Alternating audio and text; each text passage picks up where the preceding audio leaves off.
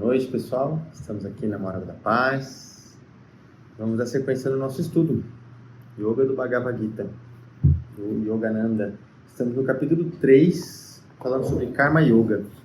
Então vamos dar sequência aqui na leitura. Portanto, Arjuna, aqui é Krishna falando com Arjuna, né? Portanto, página 24. Portanto, realiza sempre boas ações materiais e ações espirituais, sem apego. Praticando todas as ações sem apego, atinge-se o nível mais elevado. Foi só pelo caminho da ação correta que Janaka e outros semelhantes a ele alcançaram a perfeição. Deves também praticar ações apenas para o fim de guiar corretamente os mortais. O que quer que faça um ser superior, as pessoas imitam. As ações dele estabelecem um padrão para a gente do mundo. Então, aqui é importante entender, né? O que é praticar ações sem apego? Tanto ações materiais quanto espirituais, né? A gente já falou um pouquinho disso, né? Aqui, o que importa são os frutos das ações, certo? Então, quando uma ação é realizada sem apego, significa que... Pode sentar. Significa que... não que a gente não queira que tenha consequências positivas daquela ação, certo? Mas que eu aceito que as consequências não estão nas minhas mãos, né? Esse é o desapego. Eu fui lá e dei um conselho para uma pessoa, por exemplo, que eu tenho a ver com o que ela vai fazer com isso ou não? Mas eu ajudei tanto, a pessoa não aproveitou as oportunidades e não sei das quantas e barará. Isso é apego. Pegou os resultados das ações. É claro que na vida, né? Aquilo que a gente já falou. Eu não lembro se a gente falou aqui para o vídeo, então eu vou falar de novo. Aquela coisa do desejo e da necessidade, né? Isso é importante. Porque nós temos essas duas vertentes, digamos assim, do querer, né? Tem coisa que eu quero, porque realmente é uma necessidade, né? Aquilo é importante na minha vida, e tem coisa que eu quero, mas que, né? Dá para passar sem, né? Digamos assim. E todo mundo tem isso, né? Então, né? Desejo por desejo, então, é melhor a gente ficar com o nosso. Porque se a gente abrir mão dos nossos desejos para fazer os desejos dos outros, o desejo tem uma natureza própria, que ele é insaciável. Essa é a natureza do desejo. Por isso que nas disciplinas espirituais do Oriente, principalmente, eles falam muito disso, né? É preciso se libertar dos desejos. Desejo nesse sentido, porque não do querer, por exemplo, né? O querer, a força de vontade, o fazer escolhas, isso é importante na nossa vida. Mas esse desejo, digamos, de ter, vamos supor, reconhecimento, ou de ter ganhos materiais, ou mesmo de prazeres sensoriais, isso em geral não tem fim, né? É da própria natureza do desejo. Então a gente abre mão daquilo que a gente deseja para atender o desejo do outro. Atender o desejo do outro não significa que você está fazendo um bem para ele necessariamente, né? Na maior parte das vezes o desejo precisa, para o nosso crescimento, uma parte a gente atende para ver que aquilo não nos satisfaz por completo, e outra parte precisa ser mesmo frustrado, né? Então, se eu abro mão de um desejo para atender uma necessidade alheia, aí sim isso é positivo, é produtivo. Ou seja, eu estou dizendo assim, estou abrindo mão de algo que é superficial, né? Sei lá, teve lá as enchentes no Rio Grande do Sul, vamos pegar um exemplo só para ficar prático, né? Aí a gente está fazendo doações lá e tudo mais, né? Em vez de gastar um dinheiro, sei lá, numa coisa supérflua lá, num jantar chique, eu vou dar esse dinheiro então para o pessoal que está precisando lá, por exemplo. Eu estou dando um exemplo só para ficar bem palpável, né? abrindo mão de um desejo para atender uma necessidade. Isso é positivo, né? Agora, se eu abro mão de uma necessidade minha para atender outra necessidade, isso, na maioria das vezes, vai ser difícil para a gente. Pouca gente está preparado para isso, né? Esse é aquele óbolo da viúva que Jesus fala, né? Ela que foi lá, deu 3 moedinhas, e falou assim, ela deu mais do que todo mundo aqui, porque ela deu daquilo que faltava para ela. É claro que isso é um exemplo, está falando de coisas materiais, mas isso também é assim, quando a gente abre mão, por exemplo, da nossa reputação, vamos supor, por um bem maior. Isso é mais difícil do que dar coisas materiais, por exemplo. Você aceita que por uma causa, por um bem maior, tudo bem se teu nome for para, sei lá como é que a gente pode dizer isso, for para lama, tá tudo certo, né? No problem. Isso aí é um baita desapego, né? Muito maior do que abrir mão de coisas palpáveis e materiais, na maioria das vezes.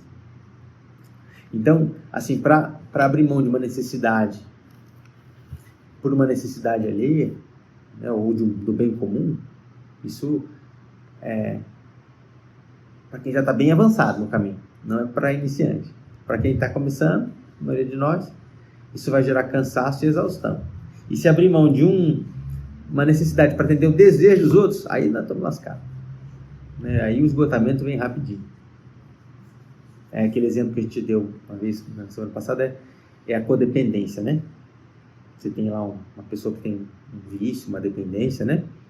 De substâncias, por exemplo, na tua família, e a pessoa abre mão das necessidades, deixa de pagar a conta, de fazer as coisas que ela precisa, para dar dinheiro para o cara alimentar o vício. Eu estou dizendo que é fácil, né? Viver isso na prática, não. Tem saída fácil, tranquila. Mas aí a exaustão, o cansaço, a sensação de menos-valia vai ser muito grande. E não vai trazer nada de positivo para o outro, né? Por cima. Então tá, vamos seguir aqui. Ó filho de Arjuna, ó filho de Prita, né? Arjuna. Nenhum dever me resta que eu seja compelido a cumprir. Nada mais existe que eu não haja adquirido. Nada nos 3 mundos que ainda me falte ganhar. Todavia, estou presente, com plena consciência, na prática de todas as ações. Ó Arjuna, se eu não continuasse em um instante qualquer a praticar ações sem descanso, os homens imitariam completamente a minha conduta. Se eu não praticasse as ações de forma equilibrada, estes universos seriam aniquilados, e eu seria a causa de terrível confusão. Eu seria, desse modo, um instrumento da ruína dos homens. Então vamos lembrar aqui que Krishna na cosmologia hindu, um avatar de Vishnu, né? Encarnação de Vishnu. Vishnu, mantenedor do universo, lembra, né? Brahman, o Deus Supremo, Brahma, o Criador, Vishnu, o mantenedor, e Krishna, o transformador, destruidor, né? Então, Krishna é uma encarnação de Vishnu. Então, por isso que ele fala isso assim, né? Dessa maneira, porque ele alterna, a gente tem que estar atento a isso no texto, ele alterna entre o Deus imanente e transcendente, quando ele está falando com Arjuna, ou seja, em alguns momentos ele é o Deus que habita dentro do seu coração, em alguns momentos ele é o Deus transcendente, o próprio mantenedor do universo. Aqui ele está falando como mantenedor do universo. Ó. Nenhum dever me resta que eu seja compelido a cumprir. Nada mais existe que eu não haja adquirido. Nada nos 3 mundos. O físico, eles dividem o físico, astral e causal. Esses são os 3 mundos, quando ele fala, né? Então, ele vai falar disso em outros momentos, né? Então, a dimensão física é essa que a gente está. A dimensão astral, essa que a gente habita no nosso corpo astral, e que a gente habita definitivamente como desencarne. E o causal, aquilo que está para além do astral. Que as entidades que lá vivem, aquelas que já não têm mais o corpo astral, já estão numa outra dimensão. É a dimensão causal. Essa é uma forma simplificada de falar das várias esferas, né? Os 3 mundos. E ele fala, né? Eu preciso continuar fazendo minhas ações o tempo inteiro, como Cristo diz pra gente assim, eu trabalho o tempo inteiro, meu pai também. Ou é o contrário, meu pai trabalha o tempo inteiro e eu também, né? Ele fala exatamente as mesmas palavras aqui de Krishna, né? Eu ia perguntar, ele é um correspondente? Vishnu é um correspondente a Jesus? Sim, eu entendo que sim, que eles trabalham com a mesma frequência, né? Essa é como se fosse assim a encarnação do próprio de um aspecto do divino, que é o professor divino. Na Índia eles chamam Guru Stotram, né? É o grande guru quando encarna Krishna, Cristo, né? Na visão cristã e espírita tem essa visão, né, de que o Cristo é maior que todos, né? Eu, particularmente, acho que isso faz sentido, mas para a gente, na verdade, pouco importa, né?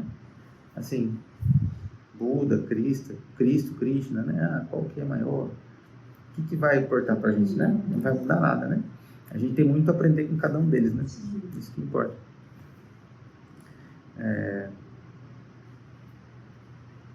Então vamos lá. Ó descendente de Bharata, Arjuna, assim como o ignorante pratica ações com apego e espera uma recompensa, o sábio deve agir com um impassível desapego, para servir alegremente como guia das multidões.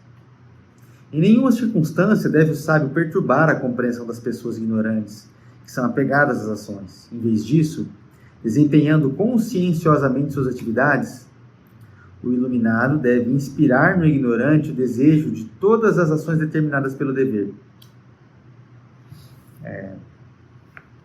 Então aqui, né, ele está dizendo que faz parte do Karma Yoga esse princípio educativo. Ele já tinha falado um pouquinho disso, né? Que quando ele fala o ignorante, né, ou o imperfeito, ele está falando de nós, né? Das pessoas do mundo, né? Que vamos sempre nos inspirar naqueles que já estão um pouquinho à frente no caminho, né? Dentro do Oriente, nas tradições hindus, principalmente, isso é muito forte, é muito levado em consideração, a relação guru-discípulo no sentido mais amplo da palavra, assim, de que nós todos somos temos um dever para quem está na nossa retaguarda, assim como aqueles que avançaram um pouco mais, que a gente tem um dever para conosco, de estender as mãos e ajudar a puxar, digamos assim, né? Não como uma coisa, eu estou aqui, os outros estão lá, é simplesmente um elo da corrente, né? Assim como você está sendo puxado, inspirado por aqueles que já caminharam mais, você está puxando e inspirando aqueles que estão vindo. Assim, isso é a lei da vida, muito natural. Então ele está dizendo assim que aqui o Karma Yoga também tem esse papel. Ao desempenhar as ações assim de forma desapegada, ele vai estar sempre servindo de referência para quem está vindo e que vai mirar nele como uma referência de conduta, de ação correta. Sempre quando se fala ação correta, Buda, um dos 8 passos do Buda também é a ação correta, como eles chamam aqui, né? A ação correta é exatamente isso. Além da honestidade e tudo mais, né? Que é a ação desprovida de apego. Né? Falimente, né? Sim, exato. Ação de corpo fala em mente, isso mesmo. Então, no fundo, pensamento também é ação. Aqui, né? Então, o julgamento que a gente emite, né? Tudo isso faz parte das nossas ações.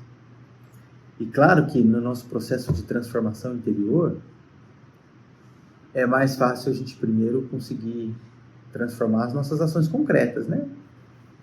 Nossa atitude perante o mundo, perante as pessoas, né? Aí as nossas palavras, aí os nossos pensamentos e, por último, os nossos sentimentos. É aquilo que é mais trabalhoso, né? O sentimento vem. Aí você elabora tal, e de repente ele pode ir transformando devagarinho, né? Mas é a última coisa. Deixa eu ver se vai dar tempo de terminar esse capítulo. Eu acho que não. Vou ler só mais um pouquinho e a gente encerra. É bom ir devagarinho, né? Como a ação desvinculada do ego liberta o yogi das dualidades da natureza e dos liames do karma. Então, um novo passito aqui, ó. Toda ação é universalmente gerada pelos atributos, gunas da natureza, prakriti primordial. O homem cujo eu está iludido pelo sentido do ego, pensa, sou eu quem faz. Ó tu de braços poderosos, Arjuna, aquele que conhece a verdade acerca da distribuição dos gunas e das ações deles, percebe que os gunas como atributos dos sentidos é que são apegados aos gunas como objetos dos sentidos, mantém seu eu desapegado deles. O yogi de sabedoria perfeita não deve confundir as mentes dos homens de imperfeita compreensão. Iludido pelos atributos da natureza primordial, o ignorante precisa aferrar-se às atividades geradas por esses gunas. Abandona a mim todas as atividades. Desprovido de egoísmo e de expectativas, com a atenção concentrada na alma, livre da preocupação febril, trava a batalha da atividade. Né? Então, eu sei que em algum momento ele vai entrar nisso, né, dos gunas.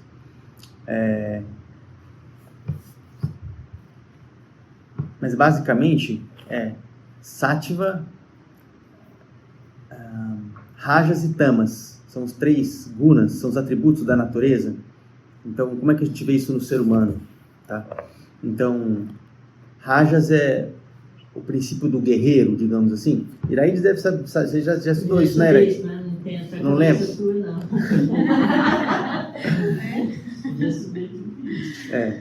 Então, Rajas é o guerreiro, Tamas é o princípio da inatividade, digamos, a preguiça, assim, aquela inércia, aquela coisa assim. E Sattva é o princípio mais espiritual, né? Se a gente for olhar, por exemplo, o presépio, uma representação ali, né?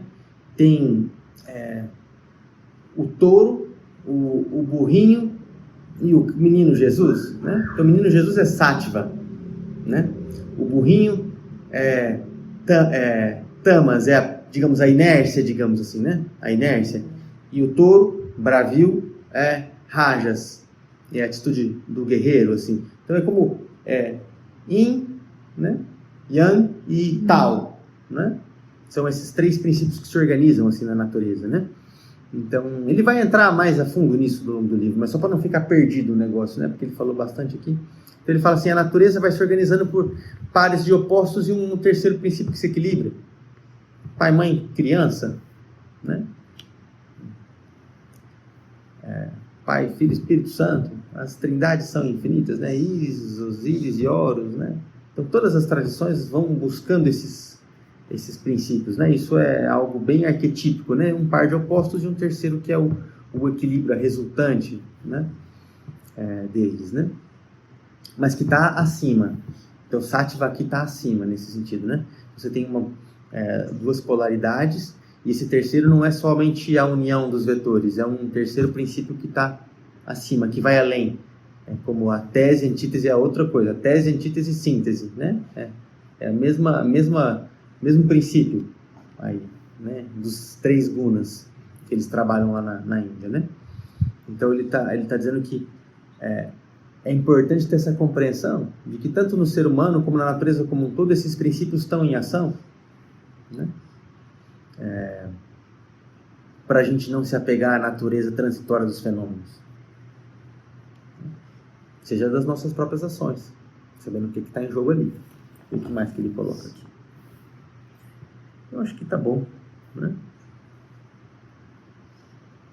Então, iludido pelos atributos da natureza primordial, o ignorante precisa aferrar-se às atividades geradas por esses gunas. Então, se a gente não tem essa consciência de percepção dos atributos da natureza, como é que as coisas surgem, são geradas e se mantêm, é mais fácil a gente ficar apegado a isso que ele está dizendo. Então, ele já está dando só um princípio a respeito, mas em outros capítulos ele vai entrar mais a fundo nisso. Beleza? Alguém quer comentar algo? Então tá. Então na próxima semana a gente segue e a gente encerra daí o capítulo 3, provavelmente. Mestre, fazei que